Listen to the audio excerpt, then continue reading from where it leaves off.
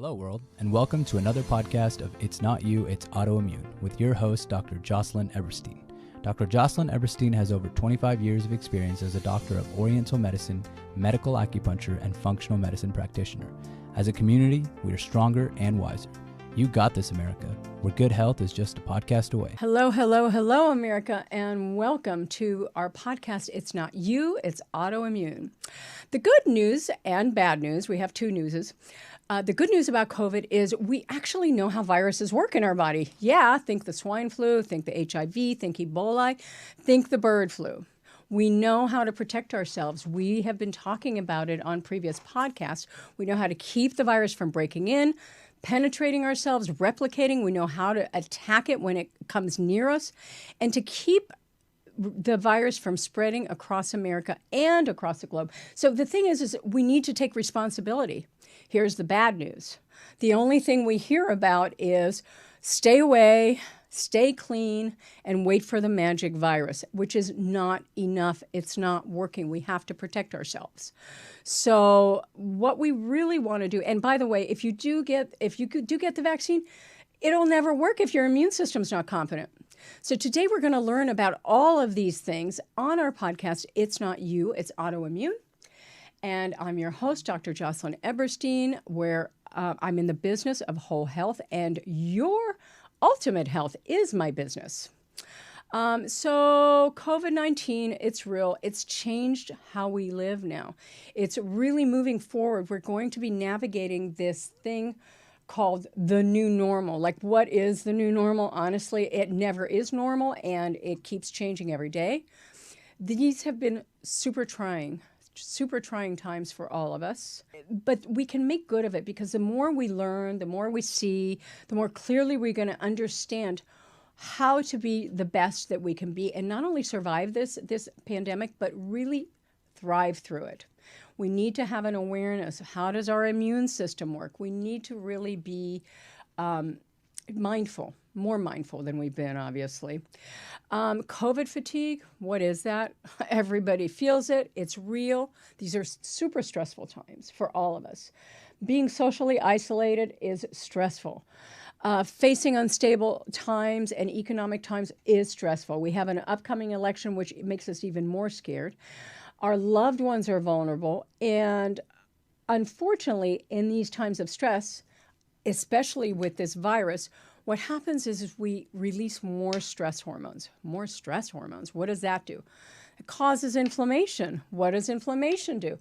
Suppresses our immune system. What does that do? Makes us more exposed, more vulnerable to the COVID infection. So in this new health reality, we really come to realize that if we don't keep our immune system strong by doing things like maintaining a healthy diet and managing our stress personally, the pandemic is just, these things are more as important as wearing a mask and using hand sanitizer, all right? So today on our episode, The Good News, The Bad News, COVID-19, we feature interviews with Dr. Cynthia Watson, a renowned immune expert, and Ray Biotech, a premier COVID testing company. And finally, our nutritionist, who is going to give us tips and tricks and sharing them, that these things you can put in your kitchens now to improve your immune system and your health and your COVID 15 pounds off. Be sure to visit us after the show. Come to our website, autoimmunepodcast.com, and there you'll be able to download the information you heard on the show, the recipes on the show. Also, please check us out on Facebook at It's Autoimmune. Again, that's It's Autoimmune on Facebook. And tonight we're going to do something super special. We're going to have a live Q&A, so you can call in, get your questions answered live on any subject, by the way, on health, because that's what I know about. Or you can send in your questions by Facebook Messenger, or you can email them to inyIAI2020@gmail.com. It's inyIAI2020@gmail.com. I wanted to send out a special thanks to the eCenter for providing this kind of information. It's relevant, it's important, and will empower you to take charge of your health. I'm Dr. Jocelyne Eberstein. I really want you to enjoy this podcast, and please feel free to Facebook us on It's It's Autoimmune. It's Autoimmune. Thank you. So today we have with us our guest and health expert, Dr. Cynthia Watson, and she's been seen on national television. She incorporates conventional medicine with integrative medicine. So what's integrative medicine, everybody asks? Integrative medicine is basically science-based natural health healing, all right? So we are incorporating Western medicine, conventional medicine with natural healing approaches. It is the medicine of the 21st century. And we're privileged to have her on our show to discuss the ins and outs of this COVID epidemic or pandemic. Thank you for coming on our show. I know it's really hard because you're on the front line. You go from the front line to the quarantine to the front line. I mean, how is it for you? I think it's been challenging, to say the least. I have a very big practice, primary care, so I'm, when patients get worried or get sick, I'm the one they call. When it says call your doctor, I'm the one they call. So I'm, basically kind of trying to triage, review symptoms, see who needs to be treated, see who needs to be tested, do all of those things. Luckily, I do have kits. I have testing ability, so I have that at least. I'm able to test. So we so appreciate, many doctors are not even seeing patients, and we really appreciate that you actually are taking patients. So I'd like to ask a few questions just so everybody can be on the same level playing field, because there's a lot of words being thrown out there in the media. So just exactly what is a virus and how do they really work? Well, a virus is a very small microscopic structure.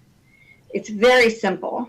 It's basically a capsule, and then inside is DNA or RNA. So, and it really doesn't live outside the body for very long. It's not really a live organism in that it really doesn't survive without a host, which is us.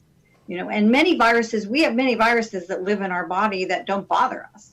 But this particular virus, as we know, can be much more dangerous. In some people, it can be very mild and cause minimal symptoms and sometimes no symptoms. And in other patients, it can be virulent and very, very dangerous. So let me get this straight. So it's kind of like a carjacking. Like the cell is carjacked by the virus, and then it tells the driver, hey, I'm going to take over, and you're going to do what I want. And then it does this for a while, and it does this for a while until so many viruses are produced that the cell explodes and eventually dies. And then all these baby viruses come out, and then they replicate. And then they do the same thing in other cells. Is that how it works? Right. So the virus has the recipe inside it to make itself, basically. And once it gets into the receptor of the cell, so this actually virus enters through a receptor called ACE receptor. And that once it gets into the cell, it takes over the manufacturing production of the cell. It takes over and it causes the cell to make like its own DNA, RNA. In this case, it's an RNA virus. So yes, what happens is the cell is taken over by the virus, and the virus starts to put together all the different particles that it needs, its own RNA, the enzymes, and then the capsule around it. And then it releases the virus into the bloodstream, and it goes on and infects other cells. So what I hear everybody hoping and praying for is this vaccine, and the lead time's really far away. How do vaccines work? And they're supposed to make you immune to a virus, right? But then there's this second epidemic coming through that's supposed to happen in the fall. So say you're immune from a vaccine, you get immunity from a vaccine, and then there's immunity if you actually get the virus. So how does this all factor in? Like in the fall, is that vaccine going to work the same way if we had it today? Is that vaccine going to work the same way? I think we have more questions than answers at this point. There's a lot of questions. When you get an infection, when you get a virus like this, our immune system takes over. We make something called an antibody. We make something called IgM and IgG. It's the same thing we make when we get a strep infection, when we get hepatitis, even with HIV, with all these things. You make an antibody that is your body's own protection. So what happens when you get a vaccine is you get a portion of, they take a piece of the active virus, and it causes your immune system to make this antibody. So in people that have had the infection, they will make an antibody. This is the new line of testing that we're able to do now. There's two kinds of tests. There's this nasal swab, right, where you put a swab up into the nose, and you're actually detecting live viral particles. That's looking for a live active infection. Then the antibody test is a blood test. It can be either done with a blood spot or like a peripheral blood draw. And that test is measuring the presence of antibody. So I have a question, Cynthia. So what is your opinion about this 14-day quarantine? Oh, you've tested positive for corona. We're just going to put you away for 14 days and then you're free to go. Do you agree with that?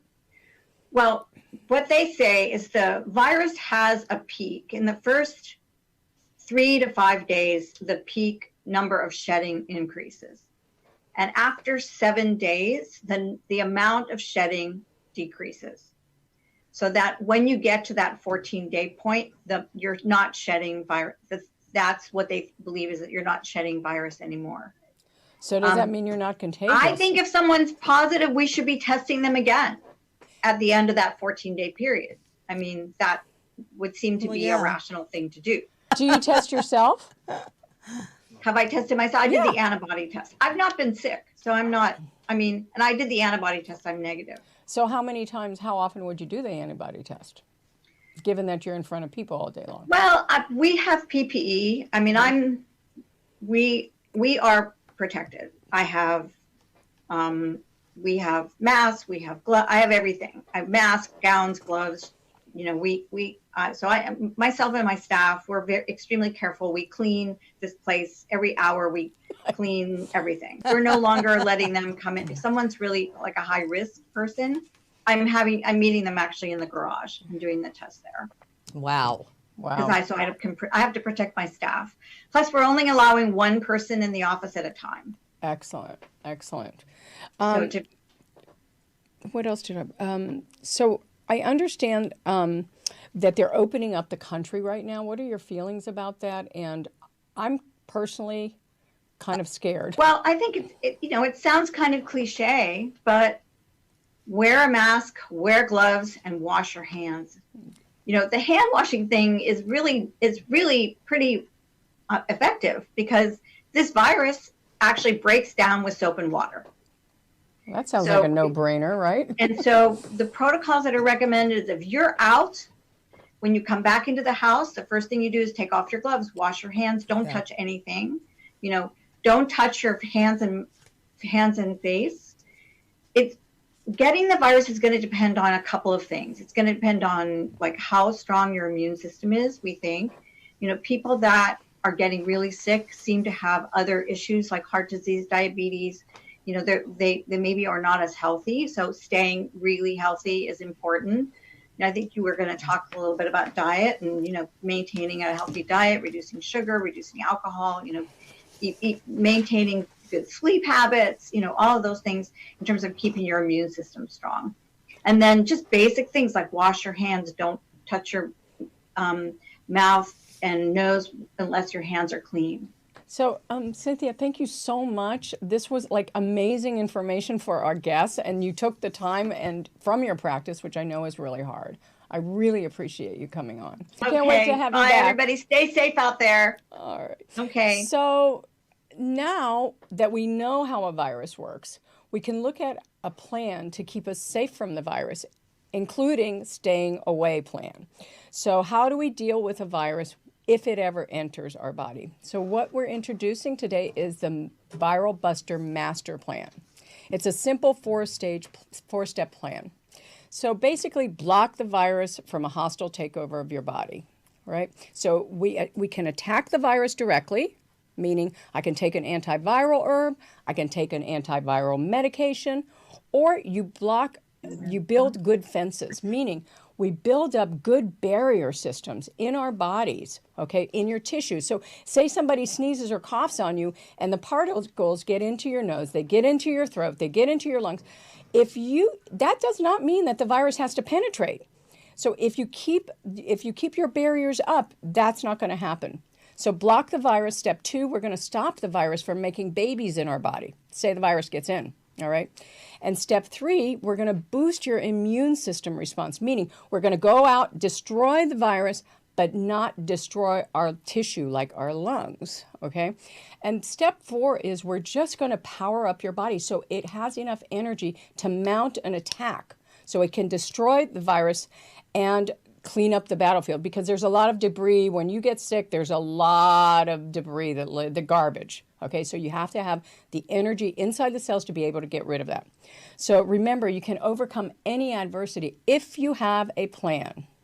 All right, so stay tuned. We'll be giving you the easy action steps to carry out this scientifically researched plan. And speaking of plans, our next topic that we're going to discuss is testing. All right. We all know that knowledge is power, and if we know what to do by testing, we can do something about it. Introducing our guest is Dr. Valerie Jones from Ray Biotech, a science technology company. They are a world premier developer of innovative lab testing. And since day one, their game is antibodies. Okay, so they know what they're doing. They're high sensitivity tests. And recently they've come out with the test for COVID, the rapid test, and that's the one I use in my office. So Valerie has a PhD in biochemistry, which means she is a rocket scientist. So she's really smart, and she's here to clarify some really confusing information that you hear in the media. Thank you, Valerie, for taking time out from your day from Atlanta, Georgia, right? I'm so excited to have you here. And really, honestly, I'm thanking Ray Biotech for letting you take the time. So I have some basic questions, again, because in the media and people are hearing all these terms they're hearing. Number one, what are the different kinds of tests that are available, and exactly what is an antibody? Could you kind of explain that? Cynthia touched on it for a little bit, but can you explain that for us? Yeah, no problem. So for the COVID virus, there's a couple of different types of tests that are available. One is a molecular test, and the other is called a serology test, right? So the molecular test is going to be the type of test that actually detects the virus particle in your body at that moment. Whereas the serology test is actually, serology comes from the word serum. So you're actually detecting your body's response to the virus in your blood serum. Okay, so specifically, you're looking for antibodies to the virus. So that kind of brings up a good point, is like, what is an antibody? So an antibody is basically a protein molecule that is circulating around in your blood that helps protect you from foreign invaders. So basically what it does is it will target the foreign invader for destruction by alerting your immune system. Okay, so it's kind of like a sensor tag in a department store. So, for example, if you have a sensor tag, you get too close to the sensor, it'll alert the authorities, right? And they come get you and take you away. Well, it's kind of the same thing with your immune system, right? So the antibody will actually tag that particle for destruction. That destruction being carried out by your white blood cells. Okay, the white blood cells are the authority. So that's the kind of oversimplified version of how antibodies work to protect you. We like simple. We really do. And can you explain? So the different kinds of tests are the blood test, something with blood, and then the second one they call it PCR. Correct? That's the nasal one. And when would you use each of those tests? Like when would be the appropriate time to actually use one or the other? Okay, so what we advise, and the most logical way to do it is, if you need a test, we would say start out with the serology test, okay? Because the serology tests that are available, you mean the blood tests, right? Like rapid and quick and easy to do. Mm-hmm. And really what they're designed and intended for is screening large numbers of people, okay, in a short period of time. And it only takes about 5 minutes. And so in that time, you can actually test lots of people, all right? And so you're basically doing a screen. And what you want to do then is, based on the results of that screen, you're going to take all of your positive people and those people who test positive in the screen will then be candidates for the PCR test, i.e. the molecular test. So that's going to say, okay, that person has an antibody to the virus. Do they actually have the virus? In other words, could they have an active infection going on? You want to know that for sure. So the PCR test, because it's a little bit more complex, it takes longer. That is going to be the second stage of testing. So we recommend starting with the serology test, go to the PCR test next. And then if you're actually symptomatic and you're positive for PCR, then you may need a clinical workup. So you will need a doctor's full clinical evaluation, maybe chest x-ray and some other different parameters like that. And then you will, all of that data put together, then you'll have a much better idea, are you really infected or not? Hi, my name is Freddie. I'm calling from Oklahoma. I'm just wondering, regarding to testing, how important is it for younger people to get tested? Like, I live with my parents, or I visit my parents every weekend, and I also work. I'm considered an essential worker. How important is it to get regular tested for younger people? If you don't show symptoms, like suppose you can be like asymptomatic. Right. So regardless of your age, it is a good idea to get a test. Okay. If you are in contact with somebody that you believe is infected, or if you've traveled to an area that is considered high risk, then yes, it is prudent to get a test. Because being young, as we know, it doesn't necessarily protect you. But yes, and if you're going to be in contact with someone who's vulnerable, an older parent or a grandparent or something like that, then yes, try and seek out a test if you can, particularly if it will give you peace of mind. So, Dr. Jones, could you tell us a little bit about what's going on in Georgia, and they're opening up the country there, rapidly opening up the country. How do you feel about that, given what's going on right now? You mean with opening up rapid testing centers and just we're letting people out. Georgia doing their own thing. We were a little blindsided by that. Not going to lie. So we were just so used to staying in, being safe, and kind of going with the same pace as the rest of the nation. But we're gonna try to be as prudent as possible and reemerge slowly, just like everybody else is going to do.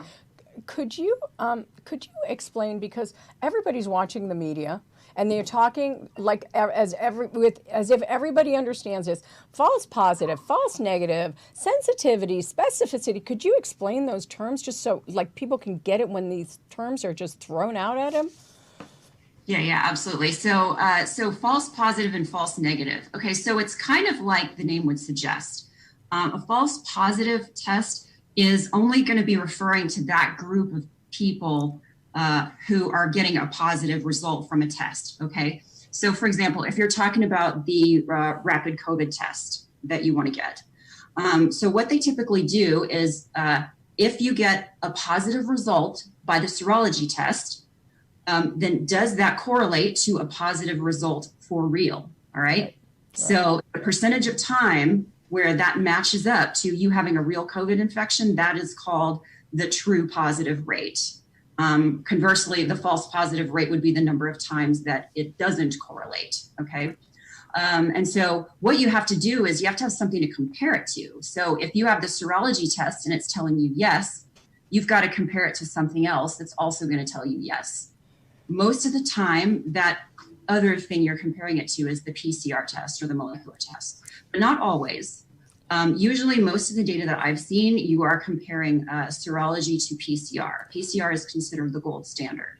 Okay, so conversely, false negative rate would be talking about when you have a negative test outcome, does that correlate to a negative result on the PCR test? Okay. So if that correlates all the time, that is 100% true negative, right? Right. So that means that the blood test, be it a blood stick test or a finger stick test, has to match the nasal swab test. Is that right? Okay. So those two, in order to have a true result. Andrew DeMeo from Las Vegas, Nevada.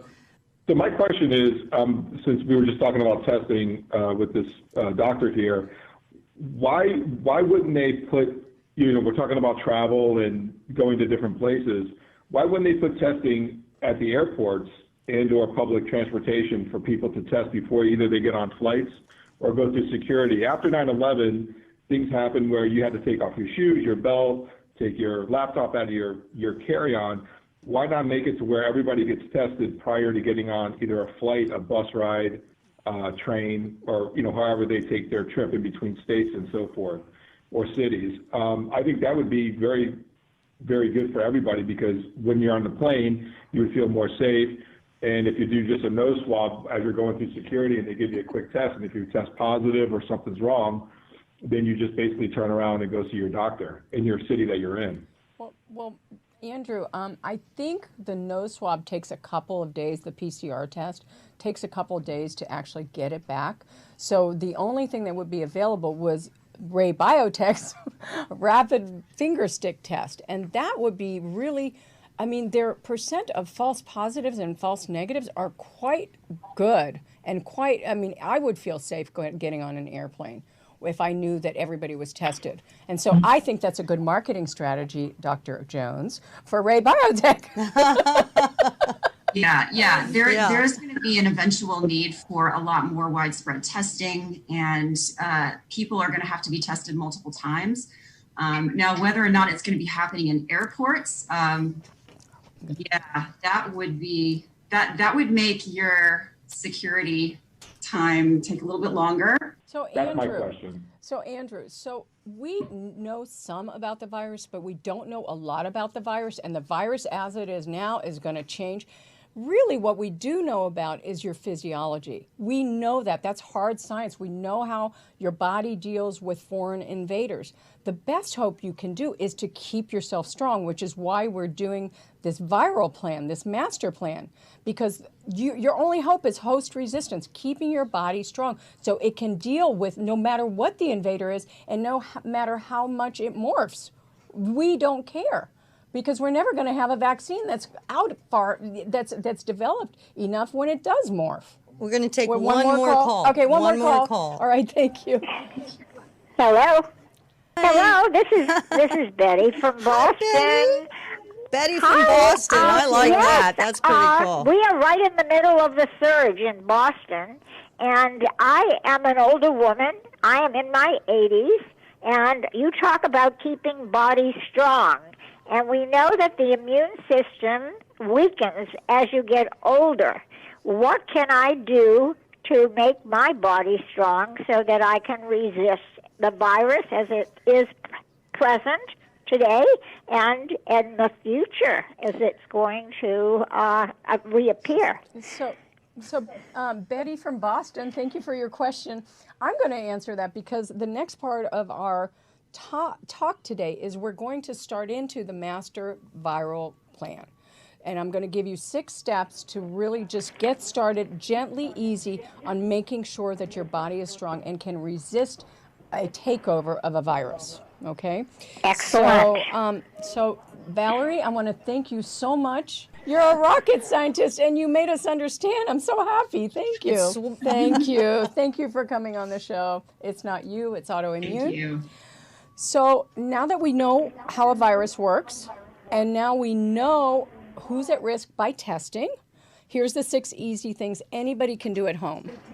So first is easy. Take a multivitamin, not from your local drugstore. Get a professional one, okay? What you want to think of is total body health.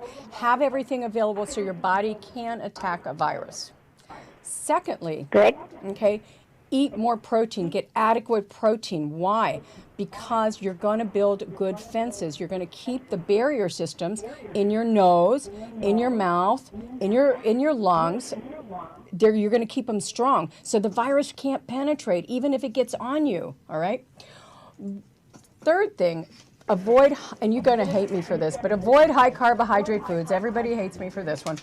Avoid those and sugar, including too much fruit and fruit juices, because I want you to think this.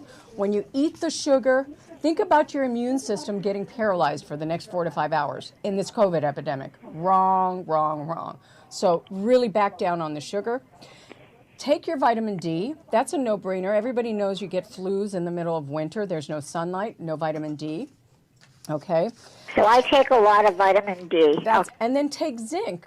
But only take it if you're taking a multivitamin, because it can suppress your immune system if you don't have enough of the copper. So with zinc, what about Zicam, which is a well-known? Yes, it does not have enough zinc. That is a homeopathic form of zinc. We want actual zinc in your body, because what zinc does is it stops the inflammation and reduces the viral replication. So you really need real zinc, okay, to build those barriers. So real zinc, and what kind of milligram? What kind of... generally, we recommend generally 30 to 60 milligrams is a general recommendation. Make sure you have that multivitamin on board, because you need the copper. Otherwise, you're going to suppress the immune system. So that's important. Step 6, after zinc, we need vitamin A. Why? Because vitamin A is specifically to build the barriers in your lungs, okay? Prevents the virus from getting into your lungs. So vitamin A is critical. Great. Critical. So what I want everybody to do for the next couple of weeks is I want you to and I'm going to post this list on the web page, which is It's Not You Autoimmune. It's Not You Autoimmune.com. Okay, Not You Autoimmune. I got it. I'm going to post this up on the .com. I'll be looking for that. I'll be looking for your list. So pick the 3 easiest things that are on the list. Great. Do them for the next 2 weeks, and then I want you to stay tuned for the next episode of Dazed and Confused. Tell me what the heck to eat.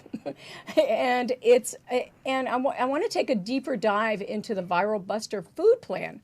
So we're going to have our guest, Lisa Thompson, a nutritional expert, and she's going to help us understand why this food plan is and what the food plan is and the science behind it, okay? And she'll give us great tips on how to incorporate it into your diet. So, excellent. So I want everybody to please Facebook me. Don't be afraid. I'm anxious here. Yeah, I want to know how you're doing with these recommendations and how you're feeling. So please reach out. And I want to thank you for joining us. And I want to thank the E-Center, our sponsor, a nationally recognized institute for cutting-edge health and making patients partners in their own healing. So our topic today is you are what you eat and what to eat. And by the way, you get to wear what you eat all over your body. We'll be discussing how to stay healthy during these really difficult and tough times. The name of our episode today is Dazed and Confused. What the heck do I eat? So let's talk a little bit about this. So everybody's heard that college students send their kids away, they come home, and they're 15 pounds heavier. All right, freshman 15. During this pandemic, we have the adult version, the COVID-15. So today we're going to explain how to eat for your immune system, how to stay healthy, and how to look amazing. All right, 10 years younger is our goal. So the big topic on the table today is what you eat, and what you eat matters. So my producer tells me the other day, she's on the phone, she says, Joss, I don't know what's going on.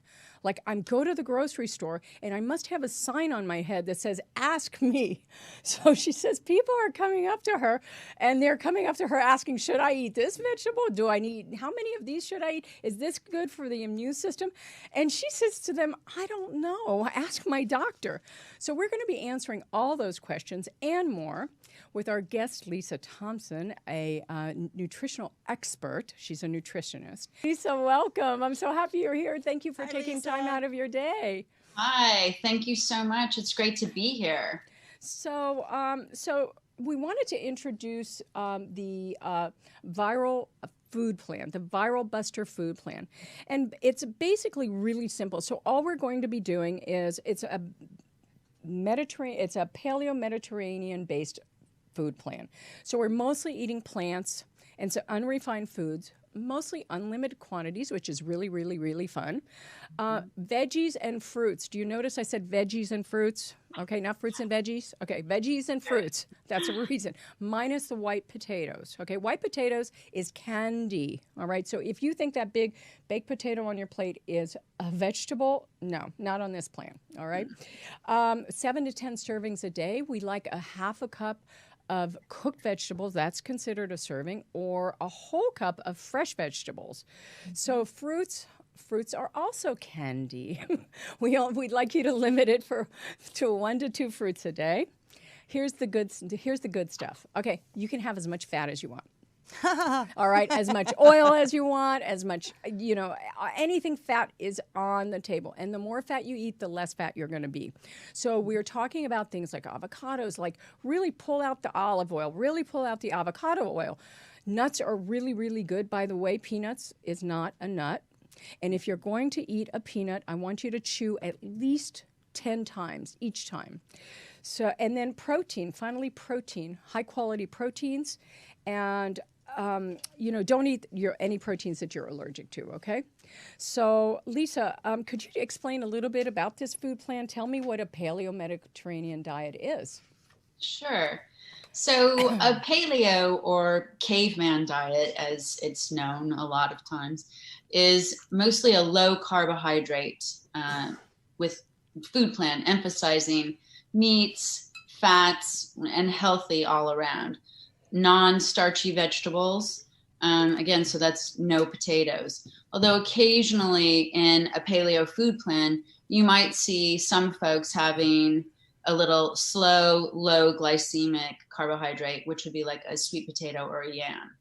But it's really, traditional foods. And again, fats, it's a predominantly fat. 40 to 70% of your daily food intake is probably coming from fat. Avocados, coconut, nuts, seeds, olive oil, all the fats. And it's animal heavy. So, beef, lamb, bison, poultry, eggs, liver. Traditional foods like sauerkraut and kimchi, fermented foods are important. Bone broth is a big one. That's a typical paleo plan. Whereas a Mediterranean food plan, is more plant-based. You're right. It's more those foods that we find in the Mediterranean, heavy on the olive oil and mostly fish, a lot of vegetables, fruits, but also grains here in the Mediterranean plan, which would include breads and potatoes, beans, legumes, limited amounts of dairy, and very limited on red meat. That would be a Mediterranean plan. So the viral food plan that you're talking about is a combination of those two plans with the exclusion of grains, potatoes, dairy, and legumes and beans. So it's a really pretty low carbohydrate diet. And again, sometimes people don't really understand that all those starchy comfort foods like macaroni and cheese, I heard earlier, bread, pizza, those starchy carbohydrates really turn into sugar in our bloodstream. So we want to keep the carbohydrate count low to keep a blood sugar stable. Well, I know why I like this Paleo Mediterranean diet. It's because it includes dark chocolate, lots of olive oil, and a little red wine, because that's part of the plan. You have the chocolate with the wine. Very good blend. Yeah. Those are powerful foods, superfoods. But honestly, this food plan is probably the most nutrient dense, the most low calorie food plan that's available, all right? So that means it's going to boost your metabolism and it's going to boost your immune system, and that's what we're after. We got COVID-15, the 15 pounds we got to lose, and we got to build our immune system up at the same time. That's right. Okay, we have some callers that are lining up on our board here. Would we like to take a call? Yes, please. Okay, let's do it. Hello. Hi, this is Sarah. You're talking about starchy foods. So is there a kind of bread then that you recommend eating versus like a whole wheat, a multigrain, like a paleo bread, maybe made with like high fats like almond flour? Is that something that you guys can talk about? Lisa? Yeah, sure. Yes, exactly where you're going, nut and seed breads. And there's lots of recipes out there online, and lots of supermarkets are beginning to carry them. But yeah, looking for breads that are made with almond flour, nut flours, coconut flour, hazelnut flour, and just real pure nut and seed breads that might be, put into your food processor to ground down a bit. Macadamia nut bread. There's some great stuff out there, and that, again, fats are really, they don't harm our blood sugar levels at all. They're nutrient dense. They're very filling and satiating. They keep us full for a long time. It's a great way to go. Thank you. Yeah, thank you so much. All right. Thank you very much, Sarah, for calling. Happy California. Let's take another caller. Hi, my name is Omar, and I'm calling from the Orange County. So on the topic of like a balanced meal and like a healthy immune system, I had a question about like frozen food / frozen veggies in general. So I eat like frozen vegetables, like a frozen meal, like maybe 3 meals a week, from like Trader Joe's. So I'm just wondering, is 3 meals a week of like frozen food acceptable to keep a healthy immune system? And is it considered comfort food, or is it like considered balanced? What kind of frozen food? Let's start with that. Like frozen pastas, like frozen chow mein, things like that. And then also like peas, broccoli. You're killing me. That like I supplement in my regular curries. Like I don't know if it's considered healthy or not. Well, I can answer a little of that question, then I'm going to turn it over to Lisa. So I don't think that the comfort foods, the pastas and the lasagnas, unless they're like vegetable lasagnas, are that healthy. I do think that cost effectiveness, cost-wise, you're going to get almost the same amount of nutrition from a frozen vegetable and at a lesser cost than if you get it organic and fresh at the store. So in that respect, that is a way that you can cut a little bit of the cost of vegetables and maybe put them over on the meat side, because on the meat side, that's where I'd like you to spend your money when we're eating high quality. All right. And then Lisa, what do you think? Yeah. Lisa? Do you have any thoughts on this? So again, frozen vegetables are fine. And I would stay away, or I'd be really conscientious at looking at those food labels on any kind of frozen pasta or lasagna or anything like that. My rule of thumb when I'm working with clients is 5 ingredients or less if it's processed, and that's even frozen. Anything that comes in a box, a can, a package, 5 ingredients or less, and that you can, pronounce every single one of those ingredients. If you can't pronounce it, don't eat it. But for, frozen vegetables, it's a great way to save money, and it's, it's not going to go bad because it's already frozen. And most vegetables now that are frozen, they're flash frozen right after they're picked. So, their nutrient level is at a high amount. So I would go more frozen vegetables, less frozen packaged dinners. Okay, we got our next caller on the line. Whom am I speaking with? You're talking with Betty from Boston. Now, and I have a question considering I listened to the podcast. It was fabulous. And the question was a sugar substitute called stevia, which is a plant supplement. Lisa, you want to take that? Sure. Yeah, it's, yes. You want to talk?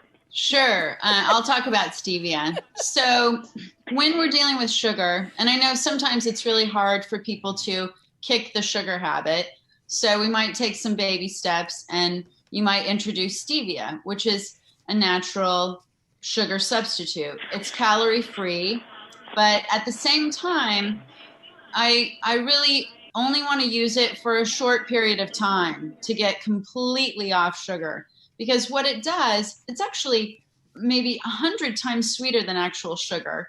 And it keeps the taste for sugar on your tongue. So we continue to crave sugar. So it's harder, it almost makes it harder with these natural, calorie-free sweeteners or even artificial sweeteners, which are even more deadly as far as I'm concerned and toxic. But stevia. That's why I turned to stevia, yeah.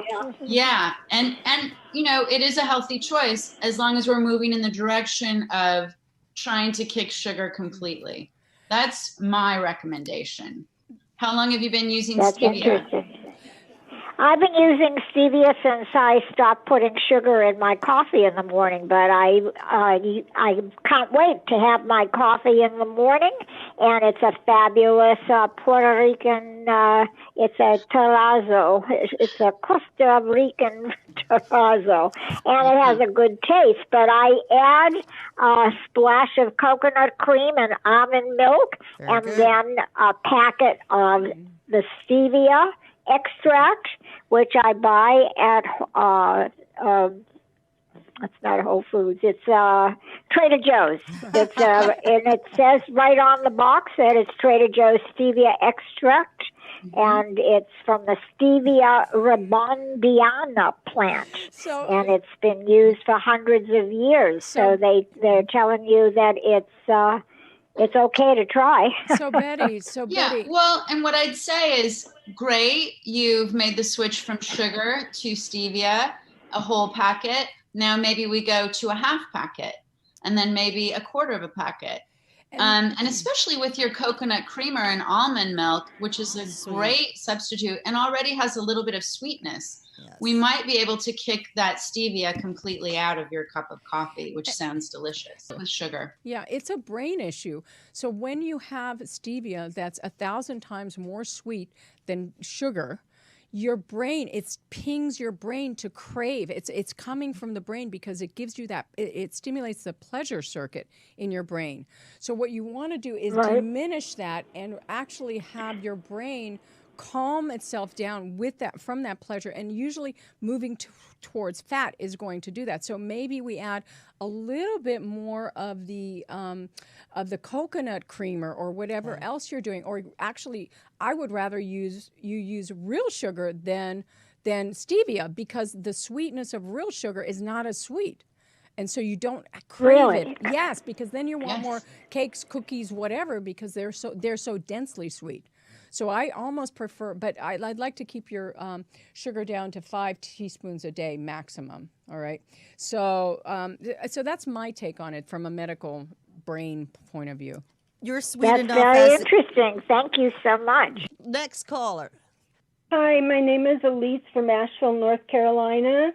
So between my fibromyalgia, my major depressive disorder, and sleep issues, I have a really low energy level, both physically and emotionally, and I'm wondering what would be the best way to start to heal.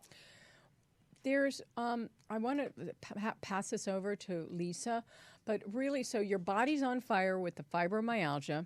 You're not sleeping, so there's probably a little bit of serotonin, melatonin deficiency, and I'd like for Lisa to maybe chime in and let us know what are some great anti-inflammatory foods for her. Mm-hmm.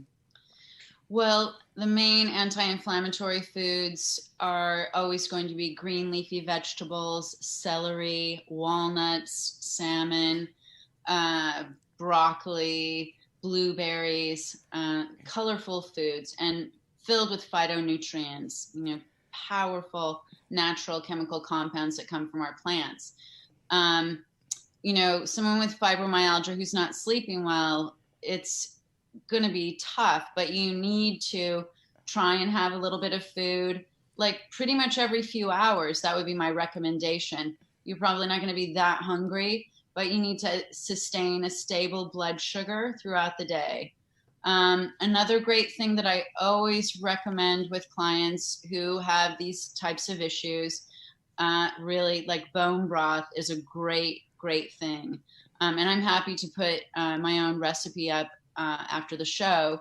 It's easy to make, it's cost effective, and it's a powerful anti-inflammatory filled with all kinds of minerals. That said, also, with depression, food is mood. We really want to make sure that you're eating good, healthy, nutrient-dense foods. I know it's hard to get away from those comfort foods, but if you start to build around maybe some comfort foods that you might be eating, and get more nutrient dense foods around it. Vegetables, lots and lots of vegetables, lots of colors in your diet, right? Avocados, good healthy fats, nuts and seeds. I know, sounds like we're saying a lot of the same things, which these are the really powerhouse foods that we want to be putting into our body to nourish it. I hope that helps. So the oils are going to be very anti-inflammatory for you. And if you eat some of, like avocados have a lot of magnesium in it, that is brain food. All right. It's brain food. It's fiber. I mean, I eat like 2 a day. I don't think that's a bad idea.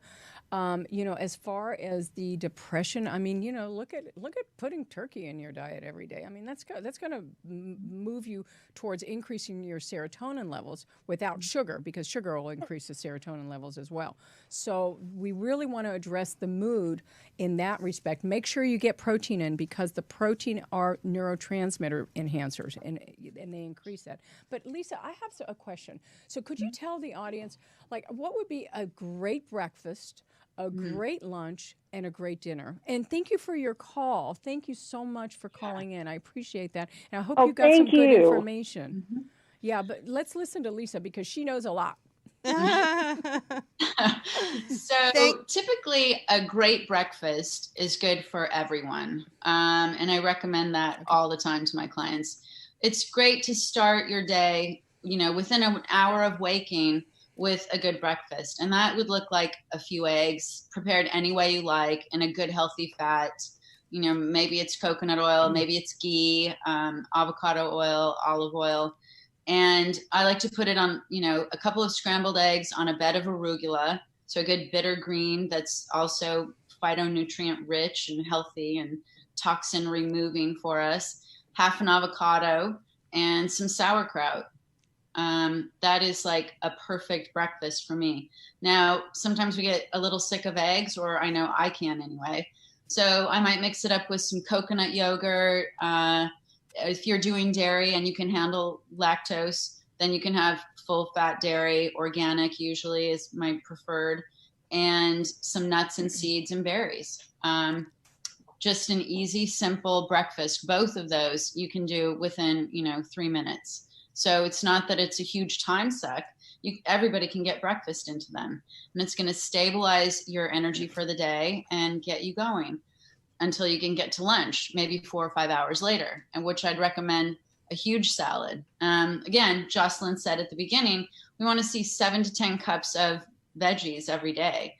And that would be, a big salad that has at least 5 different colors in it. So maybe you've got, some radicchio, some celery, some cucumber, some bell peppers, some tomatoes, some mushrooms, just a big leafy green salad with all those veggies, and you're there. And then add some good protein, an olive oil and lemon vinaigrette, and you're good to go. You're going to be able to get to dinner. And then dinner might look like, another high quality protein. Maybe it's fish, maybe it's beef, lamb, whatever you like, surrounded by some sauteed spinach or grilled asparagus, whatever's in season. And maybe, a sweet potato or yam, which is also good for mood and helps build serotonin. So it's good for depression and getting that into the brain. You might also want to start with a cup of soup. Maybe it's bone broth or tomato soup. Again, more colors, but always protein. It's the building block of every single cell in our body. So protein is super important. And I have something to add, is that when you go to the grocery store and you're always buying the same thing, you're always buying the broccoli or you're always buying the spinach, I want you to start to look just to the side of that and look at it, just kind of a different vegetable. So you get other stimulation of these phytonutrients, because the more brightly colored they are, the more they're going to have potent immune boosting effects. Okay, so the phytonutrients is what we're looking for. I want you to start to vary what you're eating, because don't stay on that road wheel, because you won't have the stimulation you need in your body. All right, and the other question that I have for Lisa is, do you have to eat breakfast? Well, everybody's different, but I would say yes, you do. I think it's really important. Again, in terms of metabolism and energy, we sort of want to stoke that fire, for the day to feed our brain and our body at the same time. It's really important. And again, healthy proteins, healthy fats, veggies at every meal. So yeah, it is important. So from a functional medicine point of view, if we're trying to build an immune system and really leveling out our sugars, a lot of times I like to see my patients maybe skip the breakfast or make at least a 12 to 14 hour window between the time they last ate to the time they have that breakfast. And I like the break fast, because it's breaking a fast, to be more oily. So you're breaking the fast with oil. So just have that avocado. You're going to have a little bit of carbs, but that's a really nice breakfast with a little bit of salt. So that's right. And the avocado is also filled with fiber. You've got like 8 grams of fiber in an avocado. And it blunts the sugar. Awesome. It blunts the sugar completely. So I wanted to thank you so much, Lisa, for coming on. Thank you. I appreciate your time. Thank you. Yeah, it was amazing having you. You were really informative, and you really helped clarify a lot of issues out there. Thank you. Thank you. I'm so happy to do it. Let me know if you ever need me again. Oh, absolutely. Well, Dad does. Dad definitely wants you back with the recipes. Yeah. All right. So I hope you enjoyed the show. It's about boosting your metabolism and boosting your immune system, because if you do what we say, you're going to look great, you're going to feel great, and you're going to beat the coronavirus. So I know this show was really information dense, and I want all of you for the next couple of weeks to take it slow. Take bite-sized pieces. I just want you to just add one healthy thing that we discussed on. And by the way, all of this information will be on the free downloads that you can get on our website. It's not you, it's Autoimmune. So say you're going to add something really good. So say you're like a carb sugar addict. I want you to add a fat. So before you go for that cookie or that bread, I want you to have that avocado and then have your bread. I don't want you to take anything out unless you're not feeling it, all right? Processed food addicts. Maybe you take a processed food vacation day every other day, but still add the fat. Add the fat before you open the Doritos, all right? Starchaholics, I really want you to add protein and oil. And the best way to do that, I find, is save a little bit of your dinner leftovers from last night. That way you always have something available. You have protein and oil available, so you have a little bit of meat, and throw that oil on there. All right, don't forget to download our free information on It's Not You, It's Autoimmune. I am, for this show, going to offer you a strategy. I'm offering my guests because I'm really passionate about this subject, and I really want everybody in this country to get on their game, because it's scary out there. So I'm offering a 15-minute strategy session for the first 5 people who reach out to me. And what we're going to do is go over what's going on with your what problems are you having, where are you having difficulties, how can we start to step it into the right direction, and for those of you who can't get the 15-minute strategy session, I want you to Facebook us with all your questions, your difficulties. I want to know how you're doing. It's important. We're a community, and you're part of our tribe. Thank you to the E-Center, a nationally recognized institute for cutting-edge health, making patients partners in their health. Contact us on Facebook with your questions. Don't forget that. And thank you for joining us on It's Not You, It's Autoimmune. And stay tuned for our next episode, where we're going to continue to dive deep into your health questions, health issues. Please Facebook me with any topics you want to really explore that are important to you. All right. Thank you so much. Thank you for being here.